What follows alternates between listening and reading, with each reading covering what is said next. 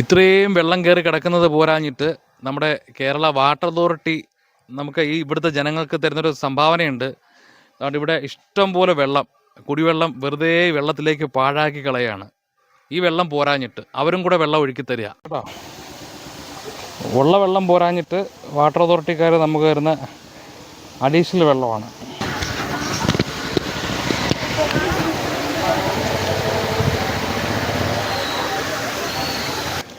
Hi, നമസ്കാരം. ഞാൻ ഇന്ന് നിൽക്കുന്നത് കൊല്ലം ജില്ലയിലെ കൊറ്റങ്കര പഞ്ചായത്തിൻ്റെ 11ഉം 12ഉം വാർഡിൻ്റെ അതിർത്തിയിലാണ് നിൽക്കുന്നത്. ഇവിടെ ഇന്ന് വരാനുള്ള കാര്യം എന്ന് വെച്ച് കഴിഞ്ഞാൽ ഇവിടെ മുഴുവൻ, ഈ പ്രദേശം മുഴുവൻ വെള്ളത്തിനടിയിലാണ്. ഇത് കണ്ടില്ലേ, വെള്ളം കണ്ടില്ലേ? എല്ലാ വീട്ടിലും വെള്ളം കയറി ഇറങ്ങി. ആ വീട്ടിൽ അവിടെ എല്ലാം അതുപോലെ അപ്പുറത്ത് ഒരു ഓട ഉണ്ടാക്കി വെച്ചേക്ക്. ഒരു ശാലം പൊക്കം പോലും ഇല്ല ആ ഓടയ്ക്ക്. വേളി നിന്ന് വെള്ളം അവിടെ ഒരു ഓടയുണ്ട്, ആ ഓട എവിടെയും കൊണ്ട് എത്തിച്ചിട്ടില്ല.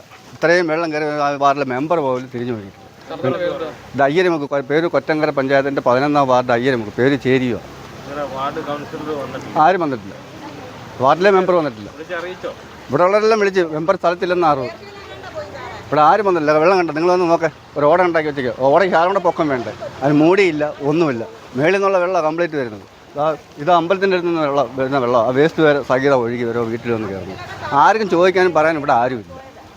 ഇലക്ഷൻ വരുമ്പോൾ എല്ലാവരും വരും, വോട്ടിന് വേണ്ടി മാത്രം.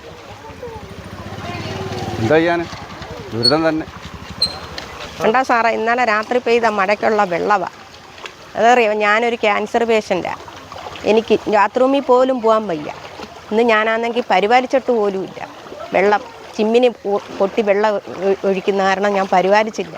രാവിലെ ഒരു ചായയും കുടിച്ചുകൊണ്ട് നിന്നതാണ്. എങ്ങനെ മുറ്റത്തോട്ട് പോലും ഇറങ്ങാൻ വയ്യാത്ത കണ്ടീഷനിലാണ് നിൽക്കുന്നത്. ഞങ്ങളെ അവസ്ഥ കണ്ട. മെമ്പർ ഇവിടെ ഇല്ല, മെമ്പർ സ്ഥലത്തില്ല. മെമ്പർ ഗൾഫിൽ പോയെന്നാണ് നമ്മൾ അറിഞ്ഞത്. പിന്നെ 12ാം വാർഡിലെ മെമ്പർ വന്ന് ഇവിടെ ഉള്ളവരെയൊക്കെ സ്കൂളുകളിൽ കൊണ്ടുപോയി. എല്ലായിടവും മുങ്ങി, ഇവിടങ്ങളിൽ എല്ലായിടവും മുങ്ങി. അമ്മയുടെ വീടിൻ്റെ വീടാ അത്. വാ ചേട്ടാ, വാ.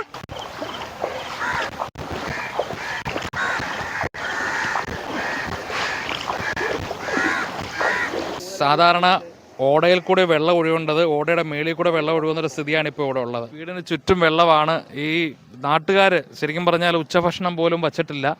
ഈ വീട്ടിലെ ചുറ്റാകെ വെള്ളമാണ്. എന്നെന്തോ മീൻ കൊത്തുന്നെന്തോ തോന്നുന്നു കേട്ടോ. അപ്പോൾ ഇവിടുത്തെ സ്ഥിതി വളരെ മോശമാണ്. ഈ ഒരു പ്രദേശത്തെ സ്ഥിതി വളരെ മോശമാണ്. നിങ്ങളിപ്പം ഇത് മഴ കൂടിക്കഴിഞ്ഞാലുള്ള സ്ഥിതി എന്ന് വെച്ചാൽ വീട്ടിനകത്തേക്ക് വെള്ളം കയറുന്നൊരവസ്ഥയാണ്. കാര്യം പടി വരെ വെള്ളം കയറിയിരിക്കുകയാണ്. അപ്പം നിങ്ങൾ സ്കൂളിലേക്ക് പോകുന്നുണ്ടോ? പോവാതിരുന്നാ എന്തോ, എനിക്ക് ആനാണെങ്കിൽ സുഖമില്ലാത്തതാ. എനിക്ക് ക്യാൻസറാ. അതുകൊണ്ട് പോയാലേ പറ്റൂ. തണുപ്പൊന്നും അടിച്ചുകൂടാ. എന്തോ ചെയ്യും. കാര്യം ഈ ചേച്ചിക്കും സുഖമില്ലാത്തതാണ്. കാര്യം ഇവിടുത്തെ ഈ ഭാഗങ്ങളിലെ മുഴുവൻ അവസ്ഥ വളരെ മോശമാണ്. അധികാരികൾ എത്രയും പെട്ടെന്ന് വെച്ച് കഴിഞ്ഞാൽ മണിക്കൂറിനകത്ത് ഇതൊന്ന് കൈകാര്യം ചെയ്ത് എന്തെങ്കിലും ഒരു നീക്കുപോക്ക് ചെയ്തില്ലെങ്കിൽ ഇവിടെ നല്ല രീതിയിൽ വെള്ളം കയറും.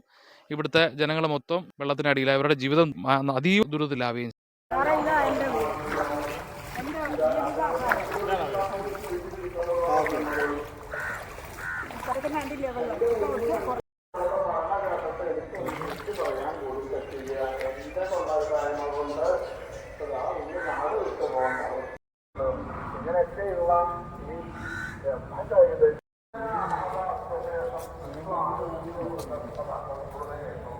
ഈ മഴയത്താണോ ഇതിപ്പോ ഇത്രയും വെള്ളം കയറിയത് ഇവിടെ? ഈ ഇന്നലെ പെയ്ത മഴയത്തെ വെള്ളം കയറിയത്. ഈ ഓടയ്ക്കകത്തൂടെ വെള്ളം പോകുന്നില്ല, അതാ കൂടുതലും വിഷയം. അതിന്റെയാണോ ഈ വെള്ളം ഇത്രയും കയറാനുള്ള ഇതാ. എല്ലാ മഴയിലും ഇത്ര വെള്ളം കയറാറുണ്ട്? ഇല്ല, അങ്ങനെ ഇത്ര ഇങ്ങനെ നിൽക്കാറില്ല. ഇപ്പൊ ഈ മഴയത്താ ഇങ്ങനെ തോനെ വെള്ളം നിൽക്കുന്നത്. ഇപ്പൊ ഈ ആ സൈഡിലോട്ട് കാണുന്ന വീടുകളെല്ലാം എല്ലാം വെള്ളത്തിൽ മുങ്ങി നിൽക്കുക. എല്ലാരും സ്കൂളിൽ പോയിരിക്കുക. ഇപ്പൊ ഇവിടെ ഉള്ളവരെല്ലാം താമസം മാറാൻ പോകണം. എല്ലാം സ്കൂളുകളിൽ പോയിരിക്കുക. പ്രളയ സമയത്തൊക്കെ ഇല്ല, ഞങ്ങൾ പോയിട്ട് പോലും ഇല്ല അന്നേരം ഒന്നും. അത് കൊണ്ടുവന്ന് പൈപ്പ് വെച്ചേക്കപ്പോ അതിനകത്ത്. മറ്റേ ഓപ്പൺ ആയിട്ട് കിടന്നായിരുന്നു, കലങ്ങ് പോലെ. അതിനകത്തൂടെ നല്ല വെള്ളം നല്ല സ്പീഡിൽ വന്നാലും അങ്ങ് പോകും. ഈ പൈപ്പ് വെച്ചേക്കുന്ന കാരണം വെള്ളം പോകത്തില്ല. ഇപ്പൊ അവര് പണിഞ്ഞപ്പോ അതാ വെച്ചത്, 2 പൈപ്പ്. വെള്ളം പോകുന്നില്ല. വെള്ളം പോച്ച എല്ലാം അവിടെ കയറിയാകുമ്പോ അങ്ങ് അടയും. പിന്നെ JCB കൊണ്ടുവന്ന് മാന്തി കളഞ്ഞാലേ അത് പോകത്തുള്ളൂ. നമ്മളാ ഈ മെയിൻ പേരൂര്.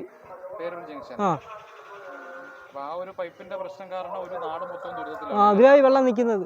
അവസ്ഥ വളരെ പരിതാപകരമാണ്. വളരെ പരിതാപകരം എന്ന് വെച്ചാൽ വീട് മുഴുവനും വെള്ളമാണ്. കിടക്കാൻ പോലും പറ്റാത്ത അവസ്ഥയാണ്.